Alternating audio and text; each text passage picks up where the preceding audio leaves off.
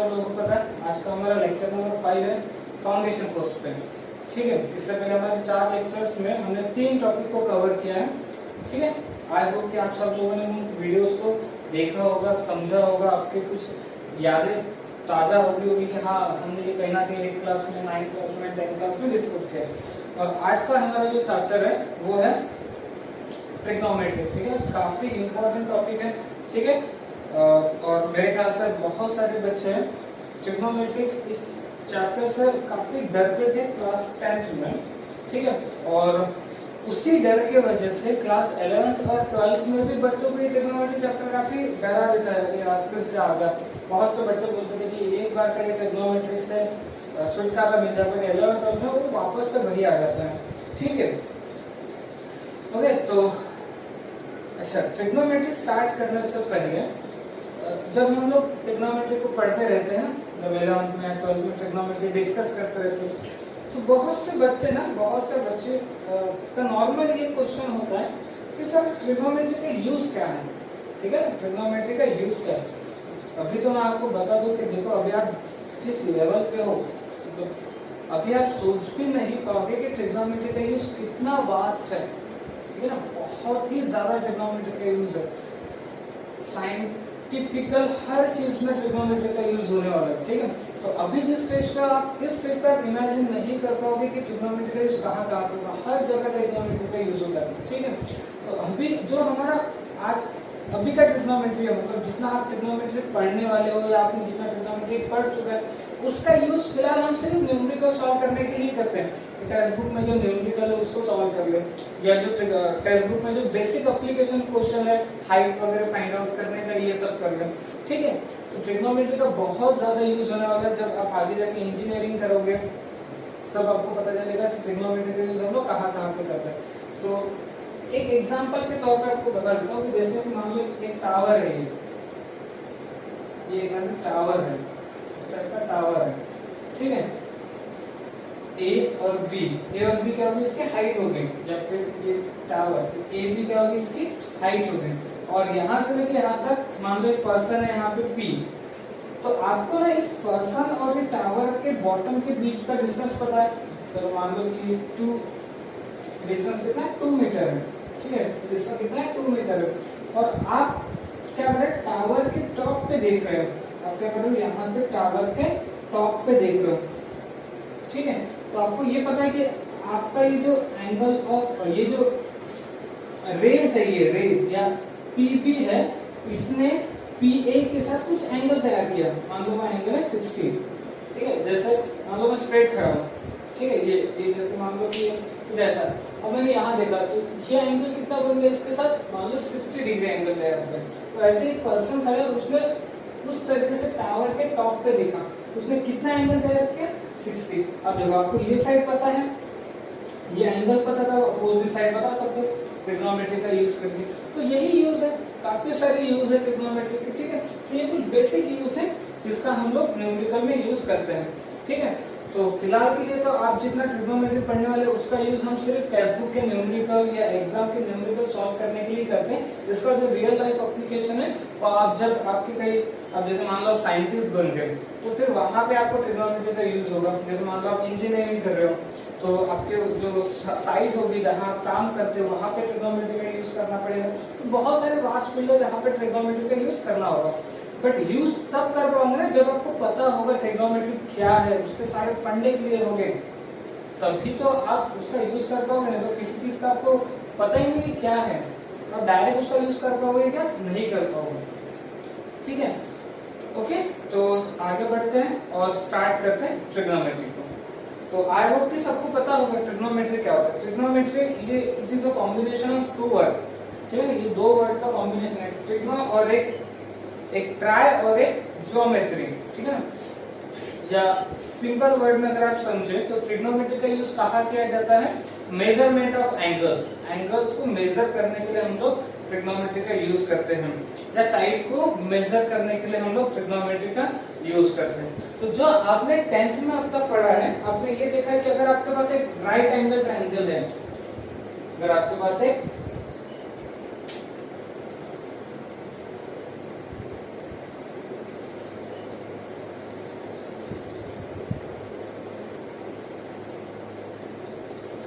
ठीक है, 10th class में आपने ये देखना है कि ट्रिग्नोमेट्री का यूज आप लोग कहाँ पे करते हो, राइट एंगल ट्रायंगल पे करते हो। ट्रिग्नोमेट्री का यूज कहाँ करते हो, राइट एंगल ट्रायंगल पे। बट 11th और 12th में हम लोग ट्रिग्नोमेट्री का यूज जनरल वे में करते हैं, किसी भी ट्रायंगल पे लगा सकते हैं, कहीं पे भी यूज कर सकते हैं। ठीक है, तो राइट एंगल ट्रायंगल पे यूज करते हैं। ठीक है, अब राइट एंगल ट्रायंगल में क्या क्या होता है देखो।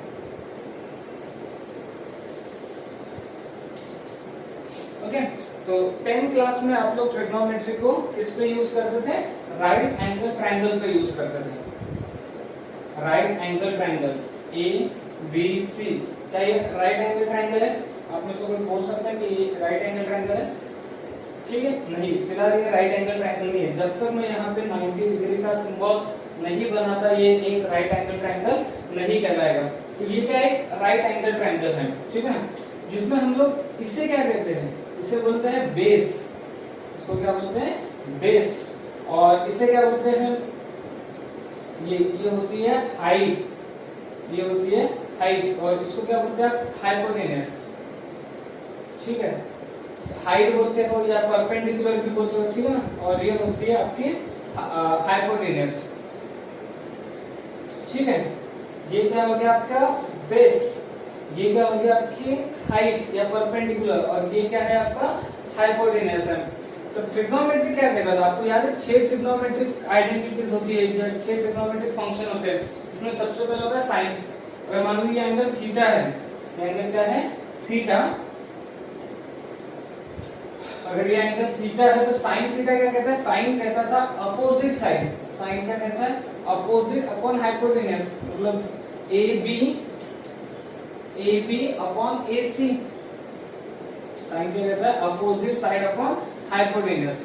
ठीक है ना, सिर्फ आपको रिकॉल करा है, तो साइन कॉस ये सब क्या होता है, साइन होता है opposite side upon hypotenuse. Cos theta क्या होता है, कॉस थीटा क्या होता है, कॉस थीटा होता है adjacent side BC upon hypotenuse. ठीक है, sine opposite upon hypotenuse, cos adjacent side upon hypotenuse. उसके बाद होता है tan थीटा। ठीक है ना, tan थीटा क्या होता है, tan क्या कहता है, अपोजिट अपॉन एडजेसेंट, मतलब AB opposite upon adjacent, AB upon BC। ठीक है ना, साइन कॉस tan और कॉट। कॉट थीटा क्या होता है, अच्छा यहाँ से इधर लिखूंगा उसको। कॉट थीटा क्या होता है,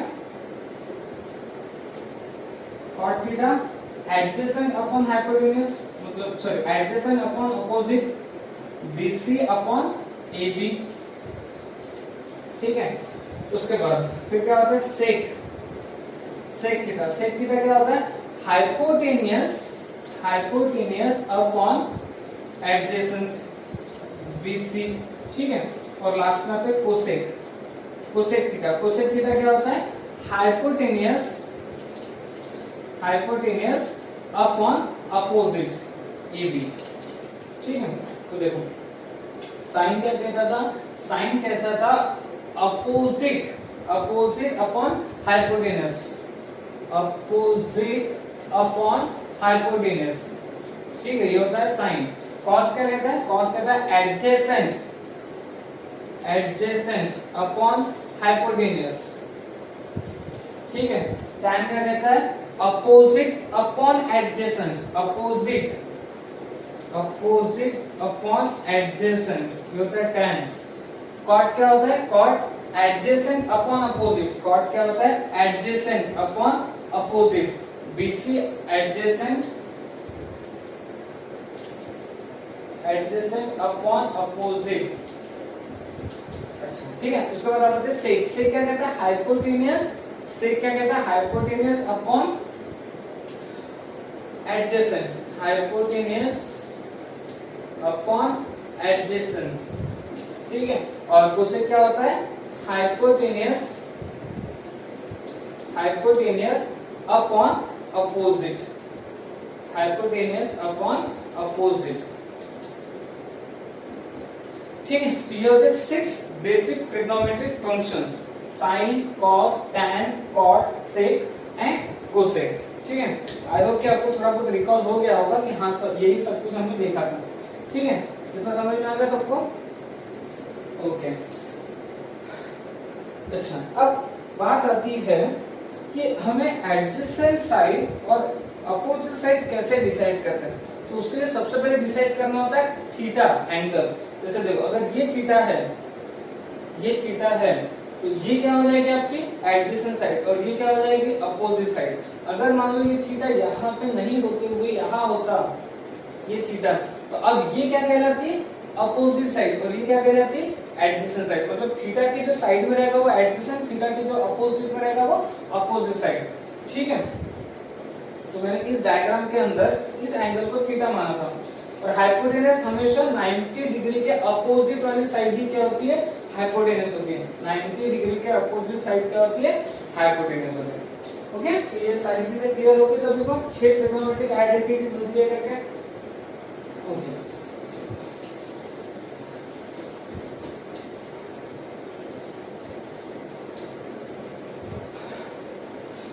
ओके, तो अभी हमने देखा कि 6 बेसिक ट्रिग्नोमेट्रिक आइडेंटिटीज क्या होती है। अब हम देखेंगे इनका आपस में क्या रिलेशन है। रिलेशन बिटवीन ट्रिग्नोमेट्रिक, ठीक है ना, रिलेशन बिटवीन ट्रिग्नोमेट्रिक फंक्शन बोलो या आइडेंटिटीज।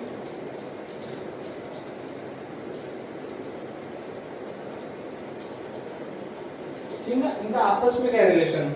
जैसे देखो साइन थीटा होता है 1 upon cosec theta. Sine theta क्या होता है 1 अपॉन कोसेक थीटा। ये देखो, ये एक दूसरे को रेसिप्रोकल है, एक दूसरे क्या है रेसिप्रोकल। साइन का रेसिप्रोकल पूछा जाए तो साइन का रेसिप्रोकल मतलब 1 अपॉन साइन, और 1 अपॉन साइन क्या होता है कोसेक। तो साइन थीटा क्या होता है 1 upon cosec theta. Cosec theta क्या होता है 1 upon sine theta. Cosec theta क्या होता है 1 अपॉन साइन थीटा। तो sine theta 1 upon cosec theta, तो cosec theta 1 upon sine theta.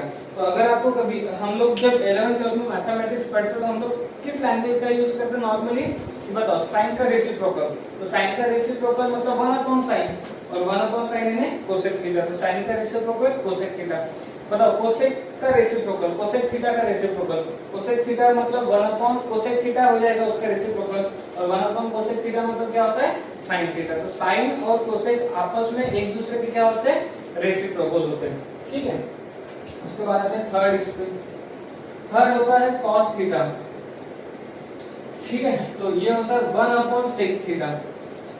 ठीक है, कॉस थीटा यानी 1 अपॉन सेक थीटा, और सेक थीटा यानी 1 अपॉन कॉस थीटा। तो कॉस थीटा का रेसिप्रोकल, देखो कॉस थीटा का रेसिप्रोकल 1 अपॉन कॉस थीटा क्या होता है सेक थीटा होता है। तो कॉस थीटा का रेसिप्रोकल पूछा जाए तो sec theta. 1 upon sec theta, sec theta का रेसिप्रोकल तो पता है ना सबको 1 अपॉन सेक थीटा कितना होता है कॉस थीटा। तो कॉस थीटा और सेक थीटा एक दूसरे के कैसे होते हैं रेसिप्रोकल होते हैं। साइन और कोसेक एक दूसरे के रेसिप्रोकल होते हैं, कॉस और सेक एक दूसरे के रेसिप्रोकल होते हैं। उसके बाद है fourth tan theta. tan theta is equal to क्या होता है 1 अपॉन cot थीटा होता है। tan theta is equal to क्या होता है 1 अपॉन cot थीटा होता है, और cot theta is equal to क्या होता है 1 अपॉन tan थीटा होता है। यहाँ पे tan और cot एक दूसरे के रेसिप्रोकल होते हैं। tan theta is equal to 1 upon cot theta, cot theta is equal to 1 upon tan theta. ठीक है, अच्छा एक ये भी है कि tan थीटा जो है tan थीटा वो होता है sin theta upon cos theta के बराबर में। tan थीटा क्या होता है sin theta upon cos theta होता है। तो फिर cot थीटा क्या हो जाएगा cot थीटा, ये भी जैसे tan और cot एक दूसरे के रेसिप्रोकल, तो sin और cos का रेसिप्रोकल क्या हो जाएगा cos theta upon sin theta, cos theta upon sin theta. ठीक है, तो cot थीटा होता है cos theta upon sin theta.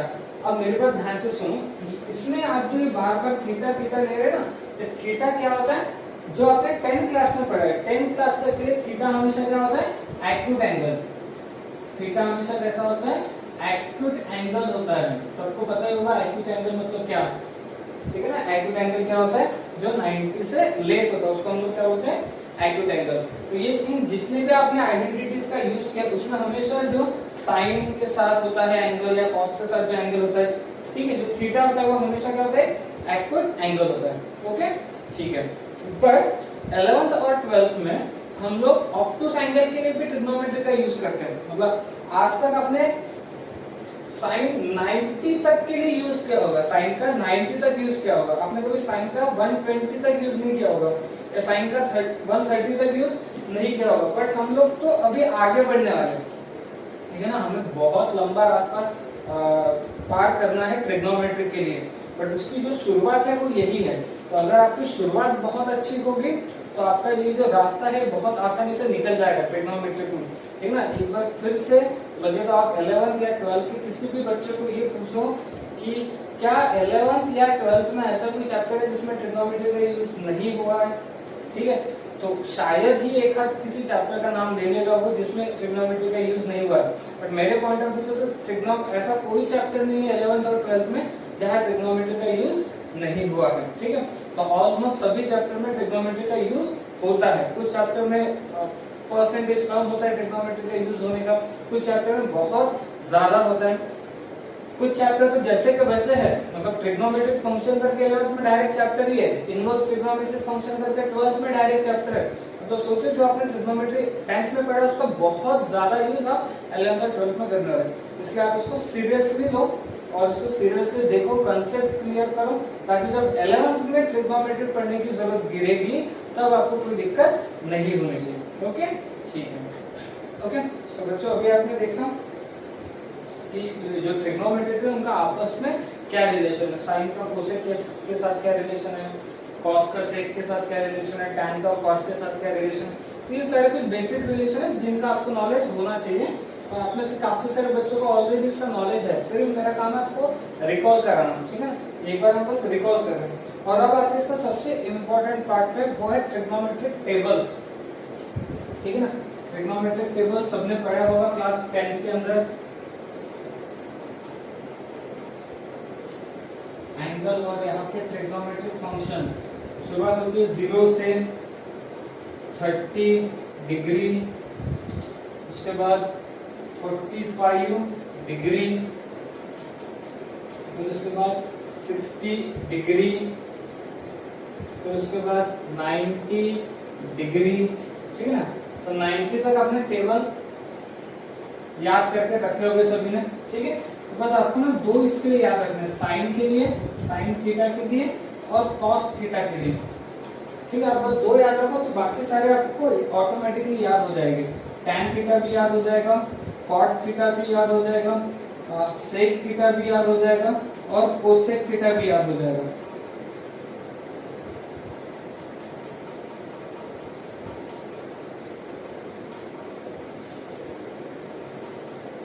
ठीक है, ओके। तो साइन थीटा, साइन 0 क्या होता है, 0। साइन 30 कितना होता है, 1/2। साइन 45 कितना होता है, 1/√2। Sine 0 0, sine 30 1/2, sine 45 1/√2, sine 60 √3/2, sine 60 √3/2, sine 90 1, sine 90 कितना होता है 1। तो साइन 0 की वैल्यू 0 होती है, साइन 30 की वैल्यू 1/2 होती है, साइन 45 की वैल्यू 1/√2 होती है, साइन 60 की वैल्यू √3/2 होती है और साइन 90 की वैल्यू 1 होती है। ठीक, ये सब तो पता ही है आपको, लेकिन जो पता नहीं है कि वो आया कहाँ से, ये सब आया कहाँ से। आप में से बहुत सारे बच्चों को पता नहीं होगा, तो इसका जो डेरिवेशन है, इसका जो मतलब ये वैल्यूज कहाँ से आई है, ये आपको 11th के ट्रिग्नोमेट्रिक में पता चलेगा। जब हम 11th का ट्रिग्नोमेट्रिक डिस्कस करेंगे तब जाके हम वहां देखेंगे कि ये सारी वैल्यूज कैसे आती है करके। ओके, अब आते हैं cos 0। cos 0 होता है 1, cos 0 कितना होता है 1, cos 30 होता है √3/2। ऐसे आप अपना रिवर्स में लिखने का, cos 0 1, cos 30 √3/2, cos 45 1/√2, cos 45 1/√2, cos 60 1/2 और cos 90 0 और cos 90 0। ठीक है, बस समझ में आ गई। cos 0 1, cos 30 √3/2, cos 45 1/√2, cos 60 1/2 और cos 90 0। ठीक है ना। अब देखो बस ये दो वैल्यू याद रखो तो आपको सारी वैल्यू याद हो जाएगी। tan tan यानी क्या होता है sin बाय cos, tan यानी क्या होता है sin बाय cos, तो tan 0 क्या होगा sin 0 बाय cos 0, तो 0 बाय 1 कितना होगा 0 हो जाएगा। 1/2 डिवाइडेड बाय √3/2 ये होगा 1/√3 हो जाएगा। 1/√2 डिवाइडेड बाय 1/√2 कितना हो जाएगा 1 हो जाएगा। √3/2 डिवाइडेड बाय 1/2 ये कितना हो गया √3 हो गया। और 1/0 होता है नॉट डिफाइंड, 1/0 क्या होता है नॉट डिफाइंड, ठीक है। sin 0 cos 0 1, तो sin 0 0 cos 0 1, तो 0/1 कितना होता है 0। ओके tan यानी क्या होता है sin by cos 0/1 0, 1/√2 divided by √3/2 1/√3, 1/2 divided by 1/√2 divided by 1/√2 1, √3/2 divided by 1/2 √3, 1 divided by 0 not defined. उसके बाद फिर cot थीटा क्या होता है cot होता है cos बाय sin, या सीधा सीधा tan का रेसिप्रोकल। cot क्या होता है tan का रेसिप्रोकल, तो 0 का रेसिप्रोकल क्या होगा नॉट डिफाइंड, 0 का रेसिप्रोकल क्या होता है नॉट डिफाइंड। 1/√3 का रेसिप्रोकल कितना होता है √3, cot 0 का रेसिप्रोकल नॉट डिफाइंड, 1/√3 का रेसिप्रोकल √3, 1 का रेसिप्रोकल 1, √3 का रेसिप्रोकल कितना 1/√3, और नॉट डिफाइंड का रेसिप्रोकल कितना नॉट डिफाइंड का मतलब कितना 0/1 सॉरी 1/0, 1/0 का रेसिप्रोकल कितना होगा 0, ठीक है। sec किसका रेसिप्रोकल होता है cos का, sec किसका रेसिप्रोकल होता है cos का, 1 का रेसिप्रोकल 1, √3/2 का रेसिप्रोकल 2/√3, 1/√2 का रेसिप्रोकल √2, 1/2 का रेसिप्रोकल 2, 0 का रेसिप्रोकल नॉट डिफाइंड, 0 का रेसिप्रोकल नॉट डिफाइंड। अच्छा कोसेक होता है रेसिप्रोकल साइन का, कोसेक होता है रेसिप्रोकल साइन का, ठीक है। तो 0 का रेसिप्रोकल नॉट डिफाइंड, 1/2 का रेसिप्रोकल 2, 1/√2 का रेसिप्रोकल √2, ठीक है। √3/2 का रेसिप्रोकल 2/√3, और 1 का रेसिप्रोकल 1, ठीक है। ये सारी वैल्यूज अपन को ध्यान रखनी है, ठीक है। कितना क्लियर होगा सभी को, टेबल कैसे याद रखना है, बस साइन और कॉस की वैल्यू क्या याद रखना है, बहुत सिंपल है। अपने 10th में तो इसको काफी ज्यादा रटा भी होगा, ठीक है ना। आप में से 90% बच्चों को ये याद है, इजीली याद है और इजीली याद कर भी सकते हो। तो साइन और कॉस का अच्छे से याद रहो, tan साइन बाय कॉस होगा, cot tan का रेसिप्रोकल है cos बाय साइन होगा। sec क्या होता है cos का रेसिप्रोकल, 1 का रेसिप्रोकल 1, √3/2 का 2/√3, 1/2 का √2, 1/2 का 2, 0 का नॉट डिफाइंड। कोसेक 0 का रेसिप्रोकल नॉट डिफाइंड, 1/2 का रेसिप्रोकल 2, 1/√2 का √2, √3/2 का 2/√3, 1 का 1। बहुत आसान है, याद करना बहुत आसान ही है और आपको भी याद होगे भी, ठीक है। ओके, तो सभी को टेबल अच्छे से याद होगा, ठीक है। ओके, जिसको याद नहीं है प्लीज आप लोगों से रिक्वेस्ट है कि वो टेबल बहुत ही ज्यादा इंपॉर्टेंट है, आप उसको याद करके रखो। बिना उस टेबल के आप ट्रिग्नोमेट्री का एक भी न्यूमेरिकल सॉल्व नहीं कर पाओगे, ठीक है।